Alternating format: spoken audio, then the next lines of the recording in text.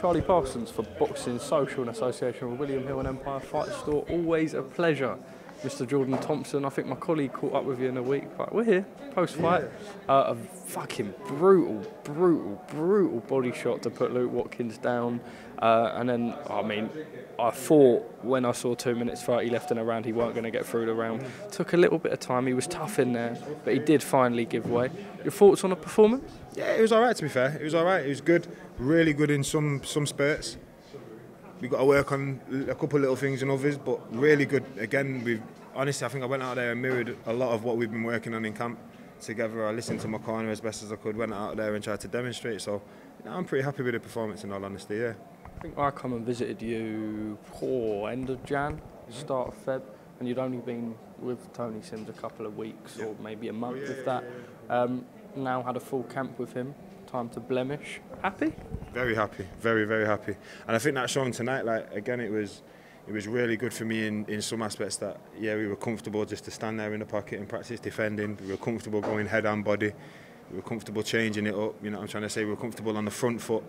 We weren't being very negative in there. So, no, it was really good. And again, I think it's just all part of me becoming a more complete fighter. And I think I've shown a completely different side to my style tonight. So yeah, I'm happy all around, yeah, for sure. Fair play to Luke. There was never really any beef in the build-up. Just two proud men, obviously putting it all on the line. In the build-up, he said that you were vulnerable, right? And if you look back on the Ducar performance, probably valid. You've had time now. What do you feel like you've learned in that time? So this is the thing in the Ducar fight. It's like I didn't want to engage. I didn't want to be in close. I didn't want to be in the pocket. I didn't want to let him lay a glove on me. But in this fight, my sort of mindset, it wasn't to be reckless and go in there. You've got to give some to take some. You've got to give some to take. This is professional boxing. You know what I'm trying to say? And as the levels go up, I ain't going to just be able to just completely outbox someone and never get hit and never get wet. Like, you walk through the rain, you're going to get wet. So part of me today did kind of want to answer a few questions for myself, answer a few questions for other people watching as well.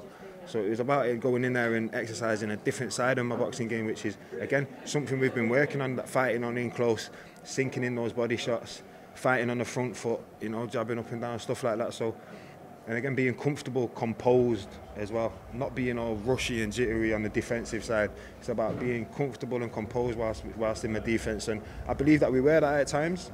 I never felt rushed, never felt pressured. I just felt like I was in control. And yeah, we're getting there, we're improving, we're adding things to my game, we're levelling up each time, and yeah, I think the future's bright. I feel like this was the perfect fight for you. Obviously, we look at Luke Watkins last time out and he had a real great performance.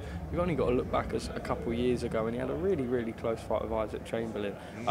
You've sort of now cemented yourself, regardless of what people say now, with a win like that, amongst some of the best in the UK for sure. What's next for you? Without a doubt, I've always said, listen, like, I've always known and believed in my capability. Like I say, like, a lot of people have said and a lot of people have commented on sparring stories. But like I said, sparring, and I've had some great spars in camp, but I think it's about going out there under the lights and proving to yourself under the lights when the pressure's on, when the small gloves are on. It's a big time, it's different, and I needed to go out there and sort of experience that myself. So I feel like we've done that. What is next for me? I think, like Eddie said after the fight, just onwards and upwards. I ain't really too fussed about getting involved with all that domestic nonsense, I'll be honest. I believe I'm past that. I believe I've got the power to knock anyone out and stop anyone at any given time. So to get involved in a messy domestic scene just, it don't really make a lot of sense, to be fair. You ain't going to get paid a lot for messing around domestically, fighting for English title and British title and blah blah blah. So I want world titles, like, you know, my family, world champions. That's the only thing I'm going to be able to bring to the table where they'll be happy. So I'm aiming for world titles. It's simple as that. That's what I'm aiming for. That's what I've got, the best team around me. You know, Matchroom, The Zone, Mr. Peters. You know what I'm trying to say? Like, it's a world-class team for a world-class operator. So we'll get there. Again, trust the process. That was the first camp with Mr. Sims. The second one, things are only going to get better. Things are only going to get better. I'm only going to learn more. I'm only going to level up. I'm only going to add to the game. And yeah, I'm just looking forward to what the future holds. How far are you from a world title shot, do you think you are?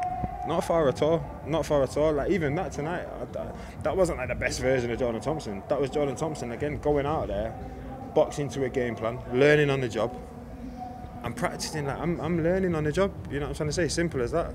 I know how much talent I've got, and I know what level I can get to. I know what level I will get to. You know what I'm trying to say? Otherwise, I won't have these people surrounding me. I won't have these opportunities presented to me. So Yeah, listen, man, the world is my oyster. I truly believe that.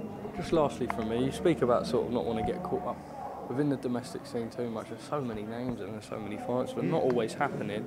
With that being said, if the right financially lucrative offer came, and I am not. so all the belts could end up being with the Brits. This is the thing, and let's not beat around the bush. Every single British cruiserweight, apart from like one, or maybe one. I think who's the only cruiserweight matchroom I got? Chev, innit? Chef Clark. Apart from that, everyone's at Sky. Take that fight with Chev? Would I take that fight? You trying to start something up? Listen, I take any fight. There's not a man who I wouldn't bro. fight. It is your job. It is your job. But now, listen, Chev's doing a great job, man. But listen, if that's a fight that they present down the line, I'm down. I would not turn down any fight. There is not a fight I would turn down. You know what I'm trying to say? And I'm not one to beat off my gums and disrespect anyone, but I'm a fighting man. I'm a warrior at heart. I'll fight any man. Jordan, as always, a pleasure. My arm's fucking hurting. My arm's fucking hurting now, bruv. I can't lie. What's the headline gonna be? Jordan calls out fucking Chef Clark. No, always a pleasure, bro. Congratulations again. Final message, fans, sponsors, etc. Appreciate all you guys. Appreciate all the sponsors. Keep supporting the team. Level up always. Artistic violence to the world. I'm back. True.